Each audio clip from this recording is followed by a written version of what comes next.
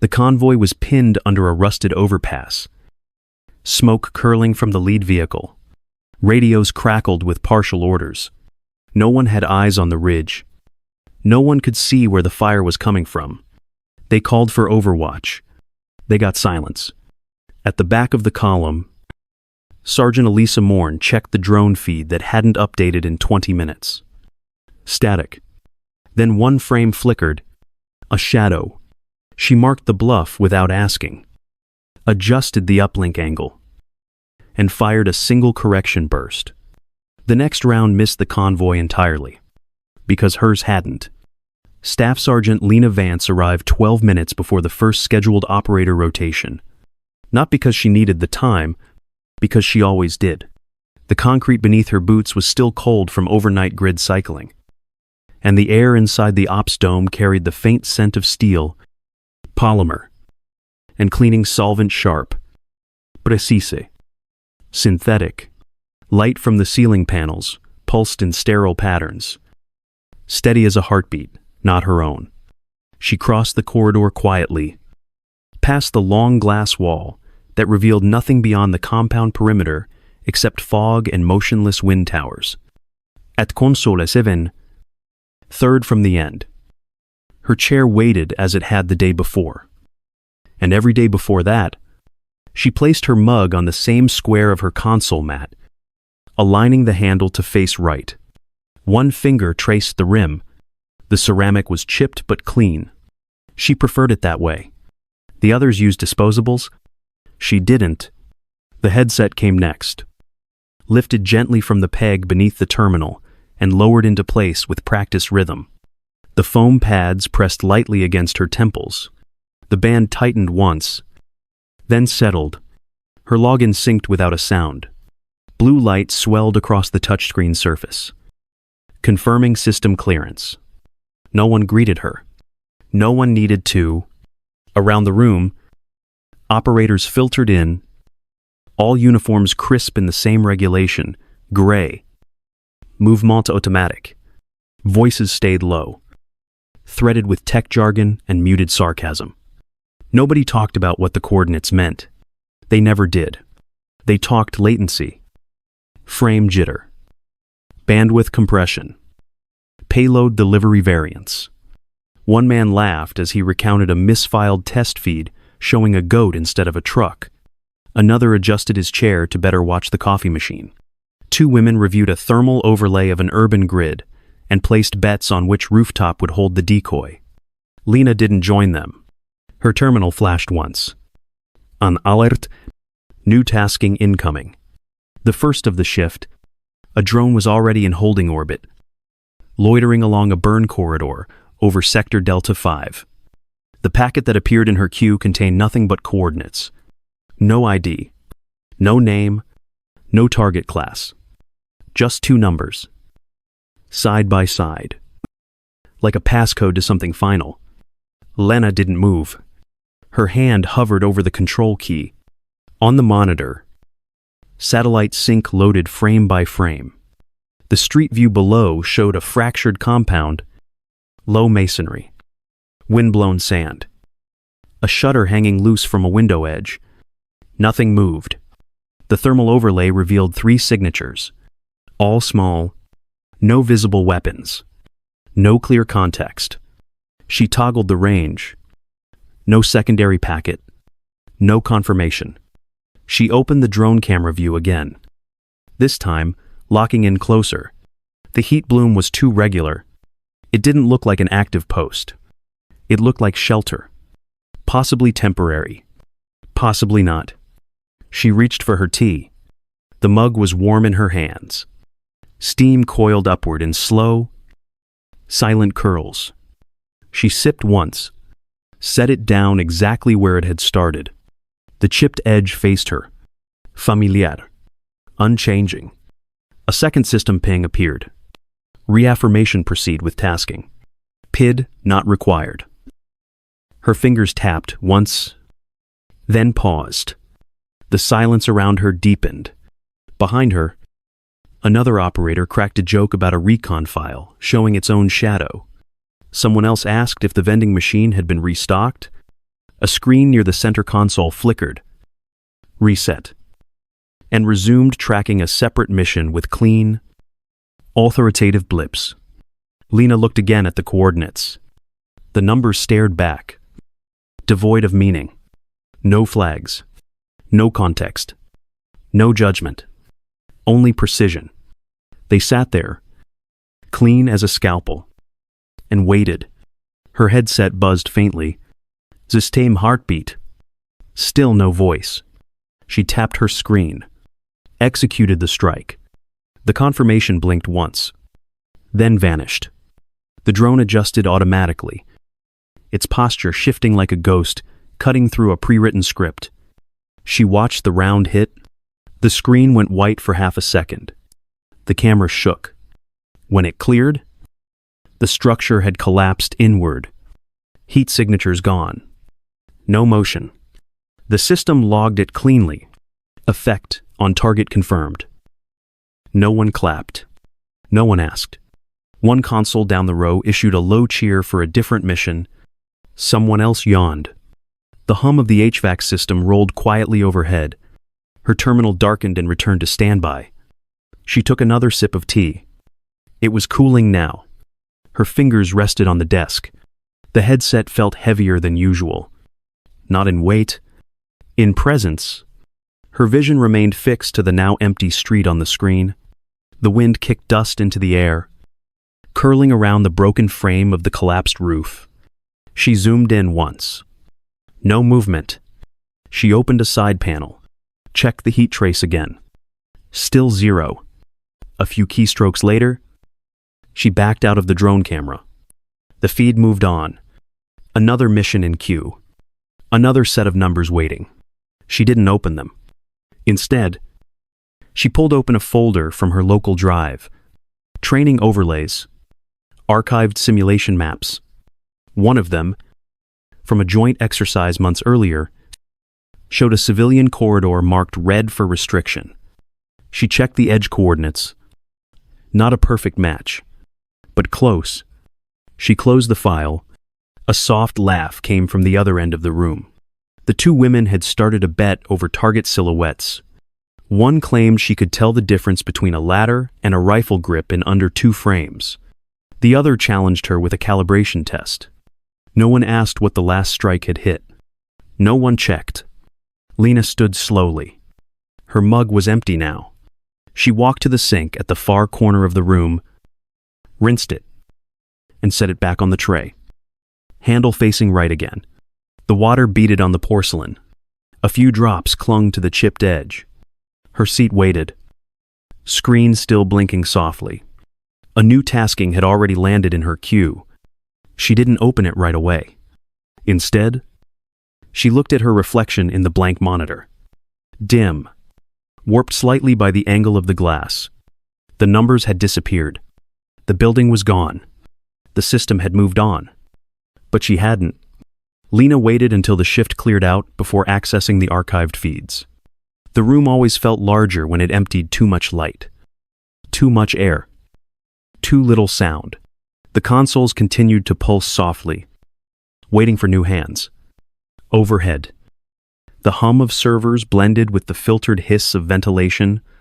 She moved slower at night. Not because she was tired, but because she could.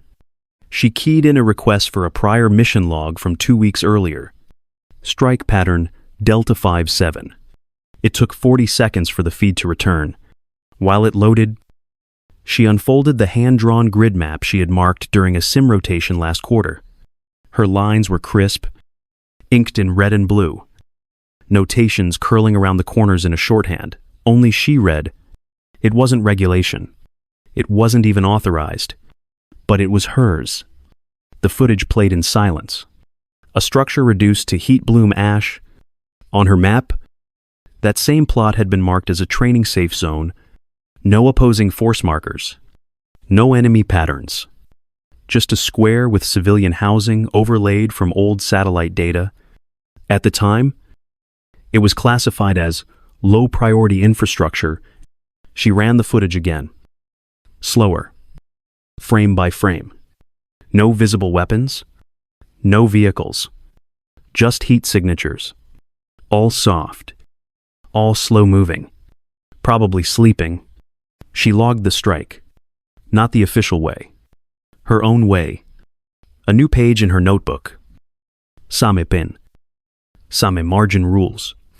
She titled the page Discrepancy 01.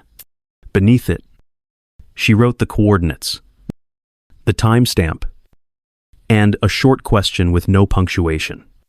Why reuse this? The next day, her terminal access delayed by 4 seconds. The blue bar that usually glowed instantly now blinked twice before opening her queue. Her name tag on the monitor frame was gone. It had been there for over a year. White label, black print, stuck with fading adhesive. Someone had scraped it off. She didn't mention it. Instead, she filed another overlay request under an unrelated training ID. The strike path it pulled was old. Marked complete. Clean log. Confirmed effect. But the target grid matched an NGO-run outpost she remembered from pre-deployment briefs. She didn't confront anyone. She wrote Discrepancy 02 and circled the relief marker that still showed on her printed map from 7 months ago. No one else looked. During lunch, someone mentioned the overlap girl. A joke about her pattern matching. They laughed. One called her paranoid. Another leaned over her desk and asked if she'd finally taught the AI how to feel guilty. She didn't respond.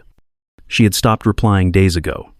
Her world shrank, line by line. Console permissions shifted.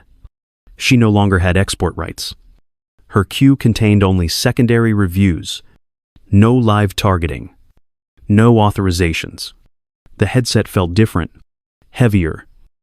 Or maybe she was just holding it differently now. She still followed her routine. Mug to console.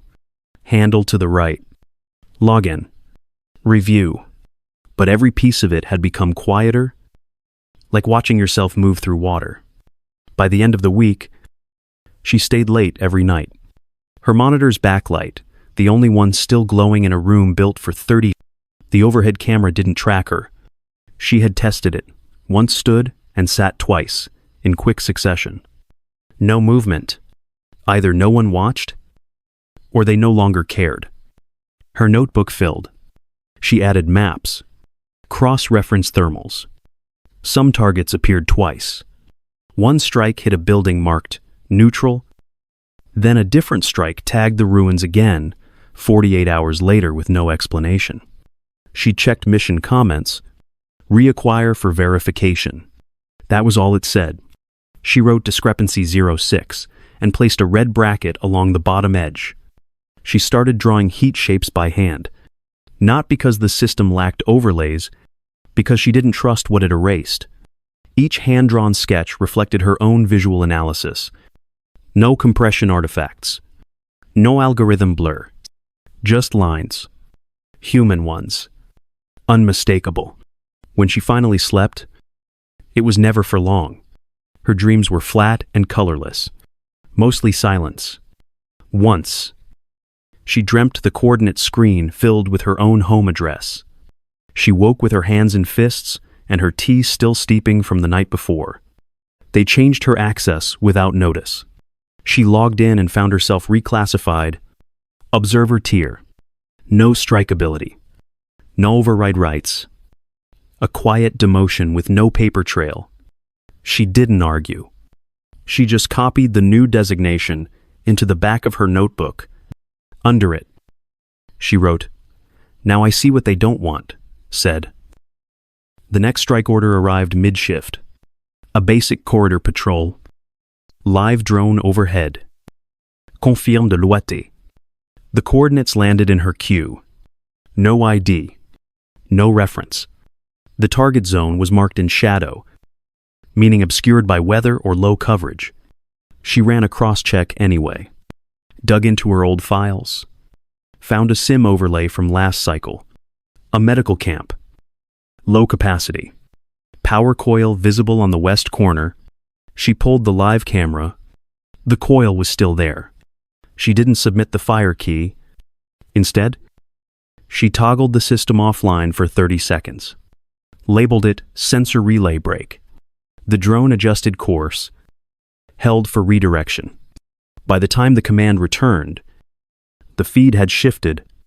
The target was gone, moved out of the frame. When queried, she reported image drift. That was true enough, and they didn't ask further. Afterward, a supervisor walked past her station and dropped a folded note beside her mug. It read, "Please focus on assigned patterns. No signature. No initials. Just system script."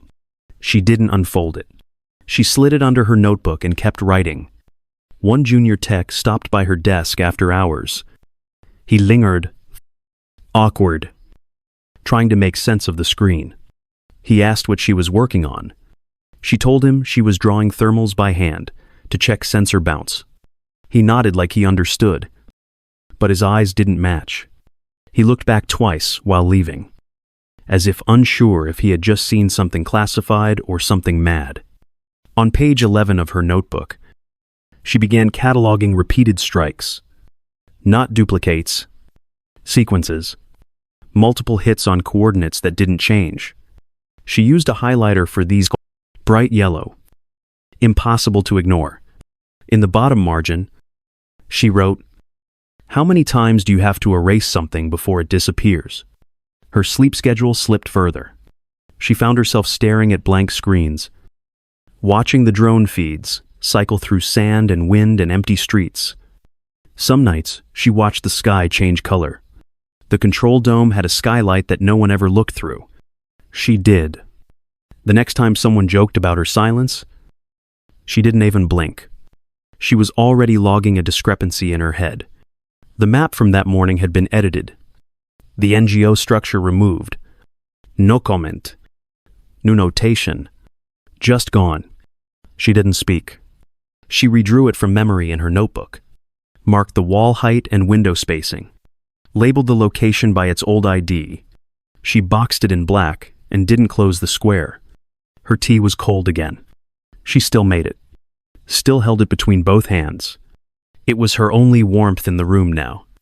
By week's end, she had 14 entries, some partial, some complete, all handwritten, not one reflected in the official log. She didn't tell anyone. She just remembered, quietly, deliberately. As if the remembering itself was resistance, the base went quiet by 2200. Lena preferred it that way. Les noises, less reason to explain what didn't need to be said. Her desk was a small island of light inside the darkened control center. The only screen still active in a hall meant for dozens. Shadows fell long across the floor tiles. Her tea had gone cold again. Untouched beside the console, she had 6 overlays open. Each showed a different drone strike. None bore clear context. 3 were logged within the last 10 days. 2 of them showed identical impact zones, same roofline, same shadow stretch, same fence spacing. Only the timestamps differed. She leaned closer, adjusted the contrast on the infrared feed. A heat bloom pulsed faintly at the edge of the second frame. Not fast, not volatile, slow and rhythmic. Human. She ran the old terrain grid overlay across the top of the image. Markers aligned. That fence line wasn't enemy territory. It was a perimeter check for a U.S. ground supply node, a staging route that fed fuel and rations to forward medics. She had trained near it once, long before reassignment. She reached under the monitor and retrieved her field notebook. The back page was folded, stained along the spine. She flipped it open and ran her finger down the list of known U.S. safe corridors. Grid Kilo 16 lined up with what she was seeing now. Her breath slowed. The timestamp from her log showed she had executed that strike 6 nights ago. Her hand hovered above the keyboard. No one else had been involved. No one had flagged it. The packet had been approved by remote. No briefing. No doubt. She had followed it without question. Coordinates in. Impact confirmed. System closed. She ran the camera back again, frame by frame.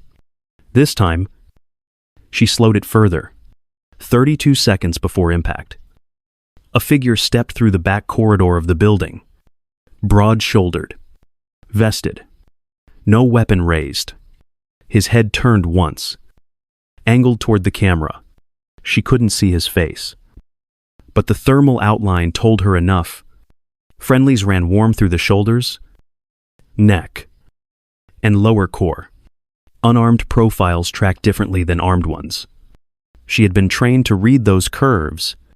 She printed the frame, just that one. Infrared. Monochrome. 2 feet on the threshold. One arm raised. Possibly waving. Possibly shielding from sun. She couldn't tell. She taped it above her console.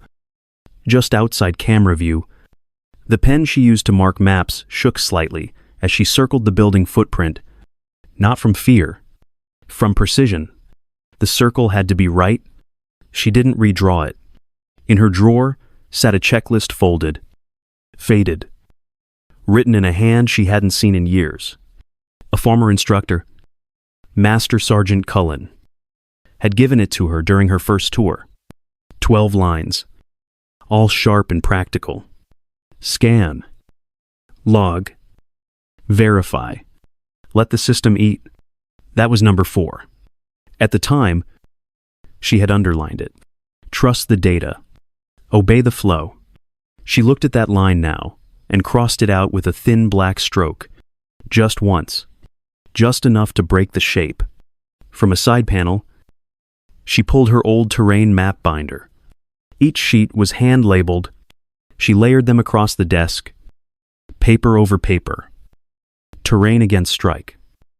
Elevation against blast. One strike from last month had been tagged low visibility confirm. It matched a rural community west of Corridor Sierra 7. She remembered the name Training Phase Echo. Third cycle. That same stretch had been walked during humanitarian convoy runs. She paused.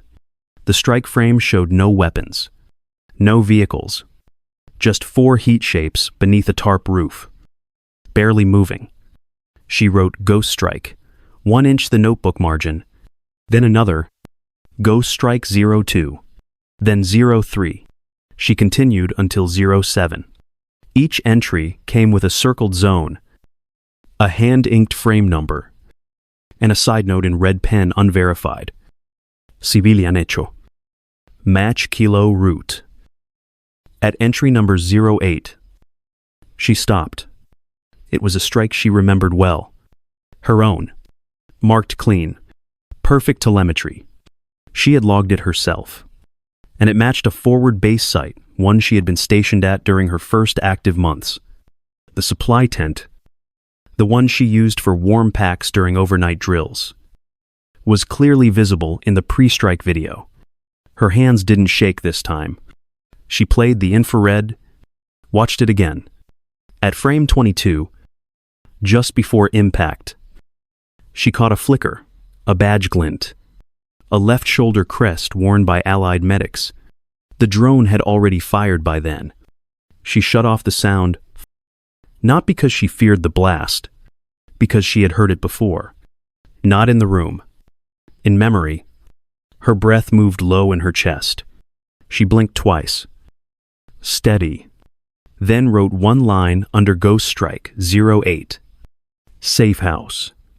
My safe house. She stared at the words. The ink didn't blur. At midnight, she opened a side channel feed, meant only for calibration staff. She used it to pull frame logs from an external cloud sync, one she had helped set up before her role had been reduced. The tags were still live. The data came fast. Of the 12 confirmed ghost strikes she mapped that night, 5 fell within known U.S. corridors. 3 aligned with known ally sites. 4 had no known classification. None of them had ever been flagged. She printed the last frame of the 12th strike. The image was faint, blurred, but the heat bloom inside the wall structure moved just enough to suggest life. Not arms, not tech, just breath. One slow wave of warmth. She folded it, placed it in the back of her notebook, closed the cover. She wasn't uncertain anymore. She wasn't wondering. She wasn't confused. She knew. No one else was looking, but she had seen it. The packet came through at 0400. Just as Lena reached for her headset, it was marked with standard classification. No urgency. Coordinates only. No ID. No source name. The cursor blinked on screen. White against gray. Waiting for input. One line of numbers, lat-long pair for a sector just beyond corridor Juliet 9. That's what made her pause. She knew those numbers. Not from logs. From training. 7 months earlier. During simulation orientation. She had walked a model of that grid in virtual, a dusty slope. Flagged red for humanitarian presence. Small medical station. Dual generators. Canvas canopies with solar arrays patched to their seams.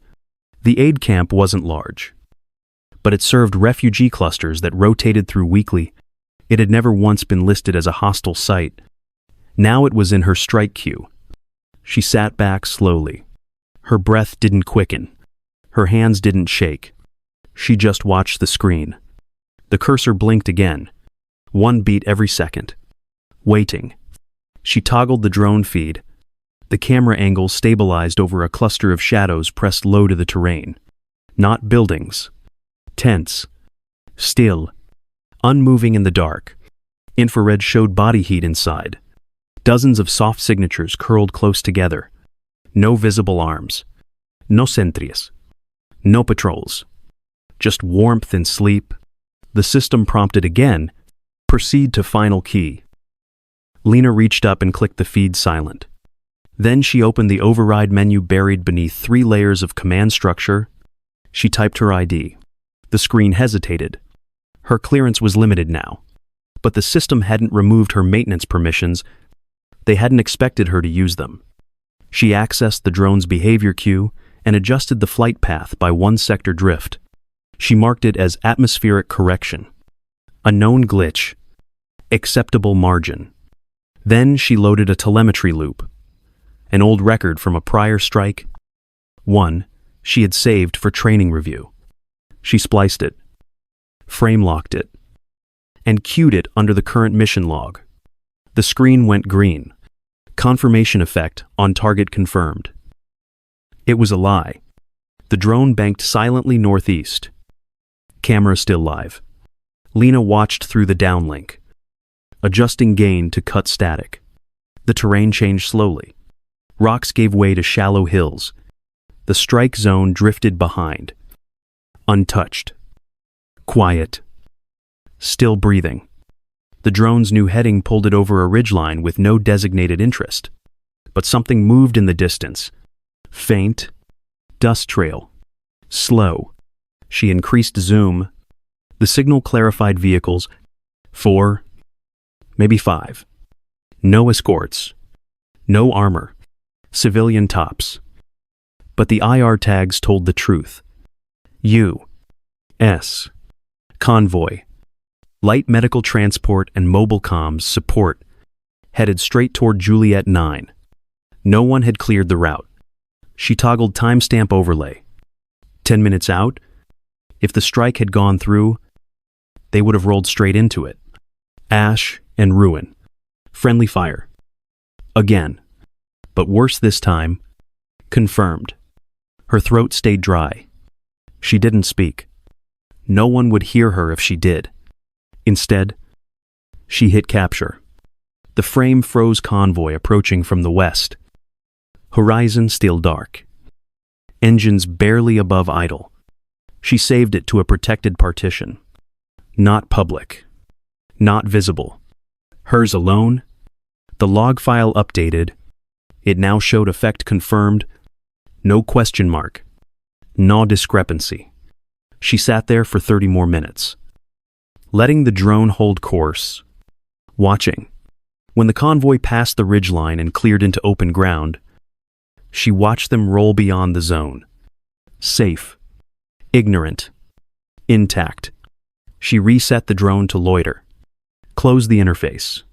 Her hand drifted toward the keyboard but stopped. She picked up the printed log form beside her console instead. It now read clean. Executed. Satisfied. Nothing left to flag. She turned it over and scribbled one word in the corner. Redirected. No initials. No comment. She placed it beneath her cold mug. No alert followed. No voice called her name. The room didn't change. Outside, the compound still sat in the pre-dawn hush of desert wind. But she knew what she had done. She had saved them, and no one would know. The login screen stayed gray. Lena tried twice. Then once more, with slower keystrokes. Nothing. No error message. No red denial. Just the silent refusal of a system that no longer saw her. Behind her, operators filtered in for the mid-shift. The same voices, the same jokes. One of them asking about the cafeteria rotation. Someone asked if the black coffee dispenser had been fixed. A laugh came from a terminal near the back. No one looked at her. She stepped back from the console and waited. The workstation she'd used for the last 19 months had already been reassigned. A different name glowed in the upper right corner. A call sign she didn't recognize. The chair had been moved an inch left. Her mug was gone. She crossed the aisle slowly and tried another terminal. Same gray screen. This time, her badge flashed red when she tapped it against the reader. No beep. No error. Just nothing. At the far end of the room, a junior analyst muttered to a colleague. Something about a feed anomaly that had hit overnight. He held a printout in his hand. The margins still warm from the machine. It was her packet, the one she'd rerouted. He flipped it over. Confused. There's no call sign. He said. No source tag. Just confirmation with no trace. The woman beside him didn't look up. Did command approve? He shrugged. Somebody did. A senior officer entered quietly from the rear corridor. He crossed the room without speaking, paused at the analyst's desk, and lifted the sheet. He read it once, then held it at an angle, like light might reveal something the text didn't. He turned toward the center of the room.